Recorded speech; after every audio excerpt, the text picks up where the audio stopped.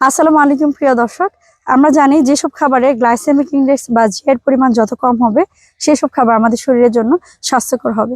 তো এক এক খাবারে এক এক ধরনের জিআর এর মান থাকে, কোনো কোনো খাবারে বেশি থাকে, কোনো কোনো খাবারে কম থাকে। তো আমাদের খাদ্য তালিকায় জিআই এর মান কম সম্পন্ন যে খাবারগুলো আছে সেই খাবারগুলো বিবেচনায় রেখে কিন্তু খাওয়া উচিত। তো এই জিআইটা আসলে কি? জিআইটা মূলত খাবারের এমন একটি অংশের পরিমাপ যেটি আমাদের মানুষের শরীরে রক্তে শর্করার পরিমাণ কতটা প্রভাবিত করতে পারে সেটি নিয়ন্ত্রণ করে থাকে। তো আমরা জানি যে একই খাবারের জিআর মান বেশি হয়ে থাকে, কোনো খাবারে কম হয়ে থাকে। আমি যে জমিতে আছি সেটি হচ্ছে বৃধান 105-এর একটি জমি, যাকে বলা হয় লো জিআই সম্পন্ন একটি জাত বা ডায়াবেটিক ধান। তো এই ডায়াবেটিক ধান কেন বলা হয়? কেননা এই আমি যেটি বলছিলাম যে এটি শর্করার পরিমাণ কতটুকু প্রভাবিত করতে পারে সেই পরিমাণ নিয়ন্ত্রণ করে বা নির্ধারণ করে বলেই কিন্তু এই কম জিআই সম্পন্ন জাত বলা হয়। অর্থাৎ বৃধান 105 হচ্ছে কম জিআই সম্পন্ন একটি জাত, যেটি ডায়াবেটিক রোগীদের জন্য খুবই উপকারী।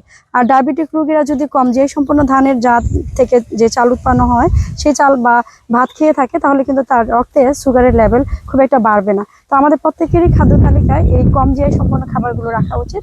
আর এই যে বৃধান 105-এর কথা বলছি, এর জীবনকাল হচ্ছে 148 দিন এবং এর বিঘা প্রতি ফলন 22 থেকে 25 মন হয়ে থাকে।